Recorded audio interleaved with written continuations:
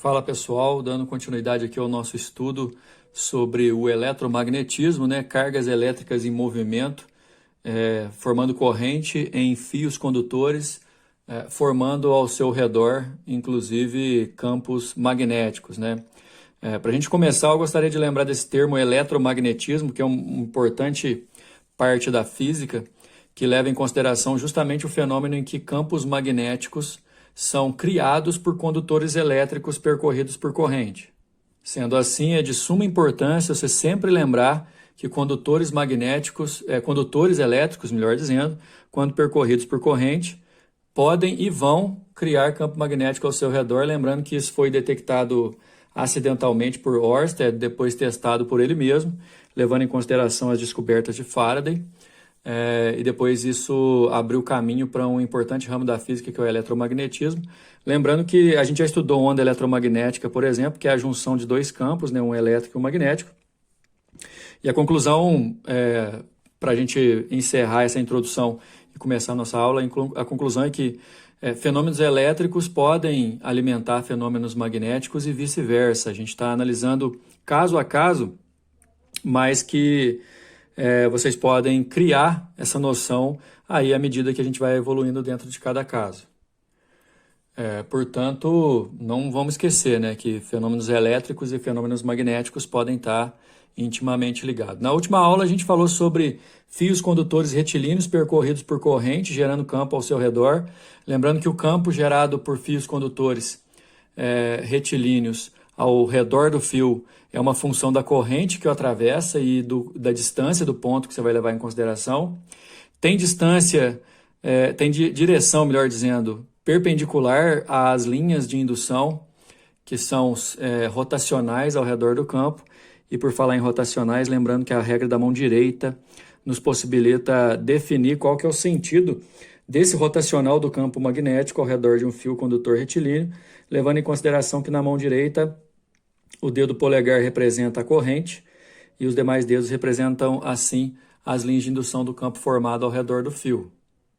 Bom, na nossa aula de hoje a gente vai estender um pouco esse assunto para não só continuar falando de fios condutores, mas deixar um pouco o fio condutor retilíneo de lado. A gente vai falar de fios condutores em forma de círculo, e, no caso, fios condutores, quando são colocados em forma de circunferência, melhor dizendo, eles são chamados de espiras circulares. Então, para entender bem o que a gente tem para a aula de hoje, espira circular é simplesmente um fio condutor de corrente elétrica que está no seu formato de circunferência. E se é circunferência, já vai analisando, porque tem raio, tem o centro da circunferência.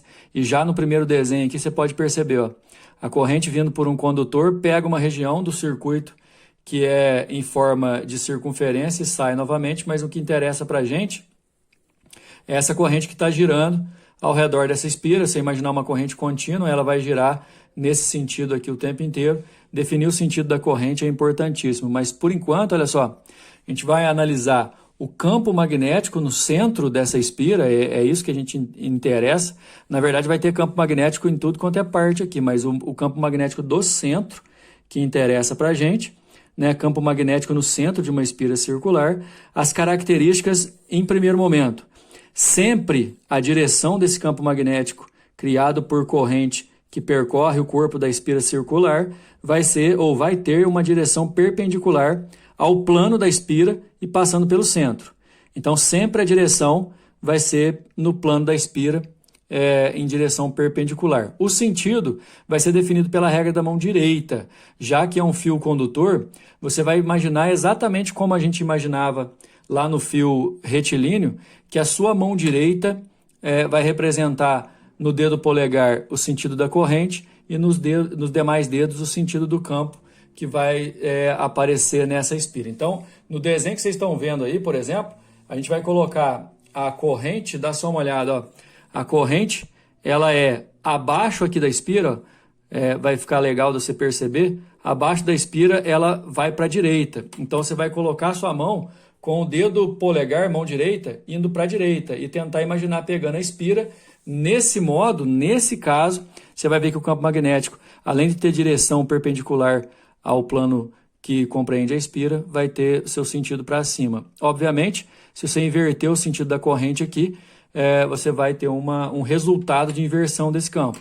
Sempre a direção é perpendicular e toda vez que você tiver que definir o sentido do campo, você também vai ter que definir pela regra da mão direita, assim como a gente fazia lá no campo magnético criado por fio retilíneo. Só que na espira circular a gente consegue fazer algumas generalizações. O interessante é você imaginar em que perspectiva que você vai estar olhando para essa espira, né? Então, se você olhar de cima para baixo, você vai enxergar a corrente girando aqui no sentido anti-horário, por exemplo, e a gente tem algumas generalizações para fazer. Pessoal, campos magnéticos criados por corrente, eles não têm nenhuma diferença em relação a campos magnéticos naturais. Um fio condutor percorrido por corrente cria um campo magnético exatamente igual àquele campo magnético criado ao redor de um ímã, como a gente viu no começo desse nosso estudo do magnetismo. Aqui no eletromagnetismo, a gente faz a distinção só para entender qual é a origem desse campo magnético, que na verdade tem uma origem, ele é magnético, mas ele tem uma origem elétrica, por isso que a gente fala eletromagnetismo. Então, vamos lembrar sempre que um condutor retilíneo criando campo, uma espira, vai criar situações e poderão ser usados, por exemplo, em algumas situações que a gente vai ver daqui a pouco, como ímãs artificiais, eletroímãs, que podem ser ligados e desligados, podem ser otimizados em relação à corrente, pode inverter a polaridade, né? Inverter os polos. E por falar em polaridade, importantíssimo a gente lembrar que em situações de campo magnético, lá para o ímã, a gente aprendeu lá no comecinho desse nosso assunto, que as linhas de indução de um campo magnético, elas sempre entram no polo sul de um ímã e sempre saem no polo norte de um ímã. Isso é importante a gente lembrar agora por conta que às vezes a gente vai ter que definir essa polaridade para espiras. Então você tem aqui as duas únicas possibilidades, obviamente que é na perspectiva da nossa visão, as únicas possibilidades que você vai ter de corrente girando no sentido anti-horário e no sentido horário. Isso é sempre, viu? Se você quiser definir usando a regra da mão direita, lembrando que sempre o campo vai ter a sua direção perpendicular ao plano da espira, então aqui está perpendicular ao plano da folha, né, já que a espira está no plano da folha. A corrente aqui, você vai colocar o polegar representando e vai imaginar você pegar essa espira e, portanto, no interior da espira, seus dedos que representam os demais campos vão ter que entrar. Nesse caso, toda vez espira percorrida, anota aí, espira percorrida por corrente horária, campo entrando. Espira percorrida por sentido anti-horário, campo saindo. Campo entrando representa sul, campo saindo representa norte. Completa aí. A gente sempre vai poder representar dessa maneira. Espira percorrida por corrente anti-horária, campo saindo é norte. Espira percorrida por corrente horária, campo entrando é sul. Então, direção do campo perpendicular ao plano que contém a espira. Sentido, dependendo do sentido da corrente, corrente anti-horária saindo, corrente horária entrando no interior da espira. E nesse caso, você vai ter sul quando entra e norte quando sai. Além da direção e do sentido, a gente também tem que determinar módulo desse campo. Esse campo tem um valor no interior dessa espira. Como é uma situação em que a gente está trabalhando com um corpo circular, obviamente você já deve estar pensando aí que o raio vai ser uma grandeza importante. Então é assim, o campo magnético é proporcional à corrente, então quanto maior a corrente, mais intenso é esse campo. E obviamente, quanto maior for o raio dessa espira, mais longe do fio o centro vai estar. Então o campo magnético vai ser inversamente proporcional ao raio. Quanto maior for a espira, menor é o campo magnético no seu interior. Mas o campo vai ser a permeabilidade magnética do meio, onde está a espira, normalmente é o vácuo, esse valor o exercício fornece. Corrente que percorre a espira sobre 2 vezes o raio que essa espira tem. Existe a possibilidade da gente ter o que é chamado de espira chata, que são espiras justapostas, ou seja, você vai pegar várias espiras e colocar uma em cima da outra sem considerar, por exemplo, o comprimento que essa formação vai ter né? Aí você tem uma espira chata com vários campos magnéticos. Se elas são percorridas por correntes no mesmo sentido, esses campos magnéticos também terão o mesmo sentido. Então, se você tem N espiras percorridas por uma corrente igual e justapostas, você tem a possibilidade de multiplicar esse campo de uma só por quantas espiras são, certo? Nesse caso, você tem o que a gente chama de bobina chata, né? Quando são as espiras justapostas. Em caso de você ter um condutor enrolado por um fio, que é o que a gente chama de bobina longa, aqui na nossa apostila a gente vai chamar de solenoide retilíneo. O que é um solenoide retilíneo? Olha só, você pode ver que a gente vai formar várias espiras ao redor, a fim de que esse fio condutor seja enrolado em todo o corpo do condutor, né? Esse corpo laranja aí, ó, é um corpo condutor elétrico também. A gente pode fazer uma experiência tranquila com relação a isso, que é enrolar um fio condutor de corrente num prego, aí o prego vai fazer vai fazer a vez desse condutor laranja. E aí, nesse caso, pessoal, quando o fio é percorrido por corrente e esse fio está enrolado nesse condutor, os campos magnéticos de cada voltinha dessa, que pode ser considerada uma espira, esses campos vão se somar e você vai ter a seguinte configuração. Olha só, a partir do momento que você tem um condutor envolvido por um fio, que também é condutor, dentro desse comprimento L você vai ter N espiras formadas pelas voltinhas que o fio vai dar ao redor desse condutor cilíndrico, por exemplo. A partir do momento que você cria uma diferença de potencial no fio e a corrente pode passar por esse nosso condutor, fica definido ali um campo magnético no seu interior e esse solenoide vai se comportar exatamente como um ímã, tanto é que ele pode ser chamado de eletroímã. Então, generaliza essa parte que você tem que definir o seguinte. A gente viu aí anteriormente que numa espira só, né, uma espira única, percorrida por corrente, vai gerar um campo no seu interior, no seu centro, que é perpendicular ao plano dela. O sentido é definido pela regra da mão direita e o seu valor é calculado pela fórmula B igual a μ vezes I sobre 2R. Agora, pessoal, a gente tem uma situação em que várias espiras são formadas com o fato de você estar envolvendo um condutor metálico por um fio que também é condutor e será percorrido por corrente. Você já pode ver aqui, por exemplo, ó, que nesse sentido que a corrente está girando, pela regra da mão direita, que você pode fazer em qualquer situação, em qualquer uma delas, por exemplo, nesse último fio aqui, ó, nesse último fiozinho, a corrente está subindo.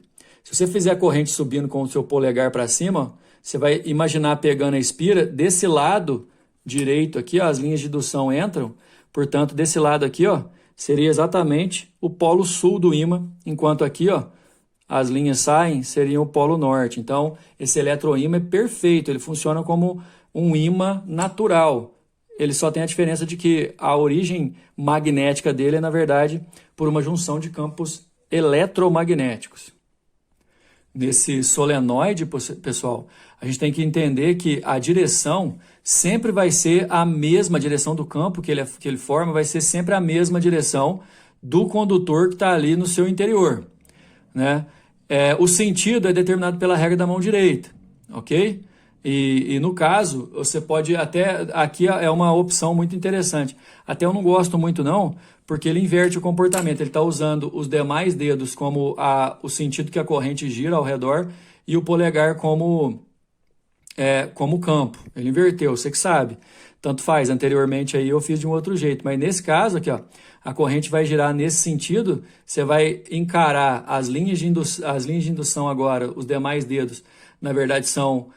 corrente, aí você vai imaginar pegar o fio no sentido que a corrente está girando, e aí o polegar indica campo vai entrar aqui pela direita, portanto é sul, e vai sair por aqui, portanto é norte. No interior do solenoide, o campo vai do sul para o norte, mas o que vale mesmo é fora, ó, dando aquela continuidade, de as linhas saem do norte e chegam no sul. O seu valor tem uma fórmula diferente do cálculo que tem lá na espira solitária, μ vezes o que a gente chama de densidade das espiras, densidade linear das espiras, que é o número de espiras dividido pelo comprimento que elas compreendem, e a corrente que circula por ali. Na próxima página, vocês têm aí, pessoal, a generalização que eu havia feito antes. Né? Numa espira, você consegue determinar a polaridade daquela espira, verificando o seguinte: toda vez que a corrente é horária, o campo no interior da espira vai ser um campo entrando no plano do papel, e entrando é sul, sempre chega no sul. Quando a corrente é sentido anti-horário, o campo no interior da espira, no centro dela, vai ser saindo da folha, apontado para fora, e campo saindo, quando sai, é norte. Isso aqui, na verdade, está girando assim, mas é como se fosse um norte aqui, viu, pessoal? Sul, no polo da espira, quando a corrente é horário, norte, no polo da espira, quando é sentido anti-horário. Bom, nessa página aí também vocês têm aquela determinação do campo magnético. Vamos fazer de novo, olha só. Esse campo magnético aqui, as correntes estão subindo, né? Então você vai trocar, só se você quiser. Você vai chamar esses dedos aqui de corrente e esse outro aqui de campo. Então você vai tentar pegar o solenoide no sentido que a corrente está girando. E aí o teu polegar nesse sentido vai definir o campo. As linhas estão entrando por aqui, assim, e saindo por aqui, ó. Se você fizer com o dedo, ó, o campo, que agora é o polegar, vai entrar por aqui e sair por lá. Então você consegue definir também os polos do solenoide. Se a corrente, porventura, trocar o sentido, os polos também trocarão, ok? Agora vocês podem ver aqui, por exemplo, no número 4, tem o item que é o seguinte: forças entre condutores paralelos percorridos por corrente elétrica. A gente viu, por exemplo, no módulo anterior, que um fio percorrido por corrente pode gerar campo. O que essa secção aqui desse módulo vai falar? Que o fio 1, desculpa, pode gerar campo no fio 1, o fio 1 pode gerar campo no fio 2, e esse campo gerar uma força no fio 2. O fio 2, por sua vez, pode gerar um campo no fio 1, e esse campo gerar uma força no fio 1. O que vai ser determinado, por exemplo, pelo valor da corrente, obviamente, mas nesse sentido aqui a gente tem que olhar para onde que as correntes estão indo. Corrente de mesmo sentido, e tem uma situação aí que a corrente é sentido oposto.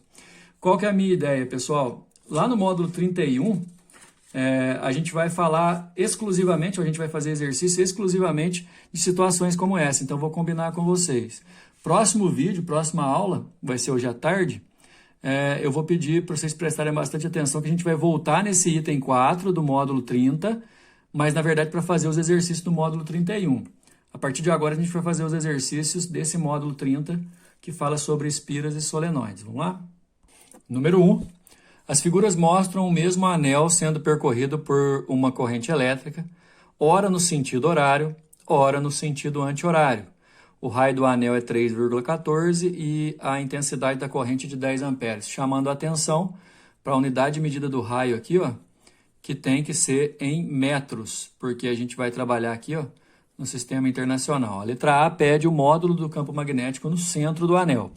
O anel funciona como uma espira, o seu módulo é a permeabilidade magnética do meio vezes corrente sobre 2 vezes o raio. A permeabilidade ele deu como 4π vezes 10 a menos 7. A corrente são 10 amperes, desculpa. Sobre 2 vezes o raio, que é 3,14 centímetros, aí eu transformei para metro com o 10 a menos 2. O exercício fez o seguinte, pessoal, ó, o π com o 3,14 você pode cortar por aproximação. 4 por 2 dá esse 2 aqui. 10 a menos 7 com 10 dá 10 a menos 6. Dividido por 10 a menos 2, se subtrai os expoentes, dá 10 a menos 4. Então, tanto nessa espira da figura 1 quanto na figura 2, o campo magnético, que depende da corrente e do raio das espiras, 2 vezes 10 a menos 4 Tesla. Na letra B está pedindo o sentido do campo magnético em cada figura. A gente viu, e a gente pode inclusive usar a regra da mão direita aqui agora, quando a corrente é sentido horário, e aí, por exemplo, para ficar mais fácil, eu vou pôr a corrente do lado de cá, ó. Na figura 1 a corrente pode ser assim, ó. Se eu colocar o dedo polegar representando a corrente e tentar pegar a espira, ó, os meus dedos que representam as linhas de indução do campo vão entrar no interior. Enquanto no sentido anti-horário, se a gente fizer a regra da mão direita, ele vai sair no centro. Os dois valem o mesmo tanto, só que horário entra, anti-horário o campo sai. Certo? É isso que ele está pedindo. E na letra C, a polaridade magnética. A gente viu também que as espiras podem se comportar exatamente como os ímãs. Quando está chegando as linhas de campo é sul, quando estão saindo as linhas de campo, a polaridade é norte. Dá uma olhada aqui na proposta da resolução aqui, a gente já tem até a explicação, que aí ele fez a letra B e a letra C juntos. Generaliza aí, anota. Corrente horária entra é sul, corrente anti-horária é norte saindo. Número 2. Uma espira é percorrida por corrente elétrica no sentido anti-horário para um observador 1. Então esse cara aqui está vendo a corrente girando anti-horário. Dá para você perceber também, né? No entanto, um outro observador vê pela face oposta. Obviamente, você está vendo pela face oposta, para esse sujeito aqui, ó, a corrente é anti-horária. Desculpa, para esse, vamos voltar aqui. O observador 1 vê anti-horário e o observador 2, que é o contrário, ele está do outro lado, ele vê horário. Então, esse sujeito aqui, ó, vê corrente anti-horária, o observador 2 vai ver corrente horária, certo? A gente acabou de ver que ver corrente horário ou anti-horário vai depender ou vai interferir diretamente no comportamento do campo, relativamente ao sentido da corrente elétrica que circula na espira, ao polo magnético que esta gera. Sob o ponto de vista desse segundo aqui, ó, observador, pode-se afirmar que eles são. Certeza, pessoal, que esse observador aqui, ó, vai ver no sentido horário. Pela regra da mão direita, você vai ver aqui, por exemplo, ó, você vai pôr o polegar indicando o sentido da corrente, vai tentar pegar a espira, as linhas vão entrar pela direita e sair pela esquerda. Então, esse sujeito aqui está vendo as linhas entrando. Se ele vê as linhas entrando, ele vê polo sul. Por isso que a resposta, ó, primeiro, ele vê a corrente horária e ele vê um polo sul. Por isso que a resposta é a letra A.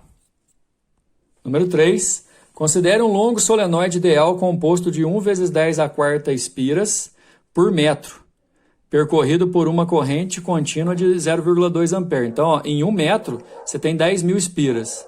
Essa bobina tem muita espira, hein? É dada a permeabilidade magnética do meio, tá aqui, beleza. O valor do módulo do campo magnético sobre o seu eixo central, bem como o formato das linhas de indução em torno desse eixo, a gente precisa calcular o valor e falar para onde que essas linhas estão indo. Dá uma olhada na resolução. Primeiro, ó, se a gente quiser aplicar a regra da mão direita do lado de cá, ó, sem inverter, sem aquela história de inverter o comportamento dos dedos e tudo mais, ó, nesse fio aqui, ó, do lado direito, você pode ver na figura que vocês têm aí, da figura original da questão, que por aqui, ó, a corrente está subindo, então você vai ter que imaginar colocando o polegar para cima e imaginar você pegar essa espira primeira aqui da direita com o polegar para cima. Então, teus dedos que representam as linhas de campo vão entrar por aqui representando o polo sul e sair por aqui representando o polo norte. O módulo do campo é a permeabilidade magnética do meio, a densidade das espiras, né, o número de espiras por comprimento, vezes corrente. O termo N sobre L, no caso do exercício aí, ele está falando que são 10.000 espiras para cada 1 metro de comprimento. Então, você vai fazer 1 vezes 10 a quarta por 1. Tá aqui. Então, o módulo do campo vai ser 4 vezes 10 a menos 7 da permeabilidade, corrente 0,2 e N sobre L, 1 vezes 10 a quarta num metro, certo? Então, o campo é 8 vezes 10 a menos 4 Tesla, o valor de você resolver aqui, ó. E as linhas de indução do eixo do solenoide são retas paralelas ao eixo do cilindro. Só não precisou de definir que é da direita para a esquerda no interior, mas isso aqui se comporta como um ímã, as linhas do campo saindo pelo norte e entrando pelo sul aqui. Resposta letra D. Número 4. Com o objetivo de estudar a estrutura da matéria, foi projetado e construído o Centro Europeu de Pesquisas Nucleares, um grande acelerador, o LHC, para colidir 2 feixes de prótons ou íons pesados. Nele, por meio de um conjunto de ímãs, os feixes de prótons são mantidos em órbita circular com velocidades muito próximas à velocidade da luz. Os feixes percorrem longos tubos que juntos formam um anel de 27 km de perímetro. O 2πr dele aí, ó, 27 km, comprimento desse anel, onde é feito vácuo. Um desses feixes contém 10 elevado a 14 prótons distribuídos uniformemente ao longo dos tubos. Os prótons são mantidos nas órbitas circulares por horas, estabelecendo dessa forma uma corrente elétrica no anel. Pessoal, esse anel gigante de 27 quilômetros, ele vai funcionar como uma espira circular gigante. Esses 10 elevado a 14 prótons girando ali constantemente geram essa corrente. Então a gente vai ter ali uma espira gigante percorrida por corrente. No interior ali, no centro dessa espira, vai formar um campo magnético, né? Na letra A, a gente quer a intensidade da corrente elétrica, considerando-se o tubo uma espira circular de corrente. E na letra B, calcule a intensidade do campo magnético gerado por essa corrente no centro do eixo de simetria do anel do acelerador LHC. Apresentar os cálculos, é uma questão de segunda fase da Universidade de Londrina, e aqui estão as constantes, se de repente a gente precisar fazer. Inclusive já tem um raio aqui, ó, 4,5 vezes 10 ao cubo, 4.500 metros de raio, permeabilidade para usar o π igual a 3, a carga do próton que a gente vai precisar calcular, a carga total aqui.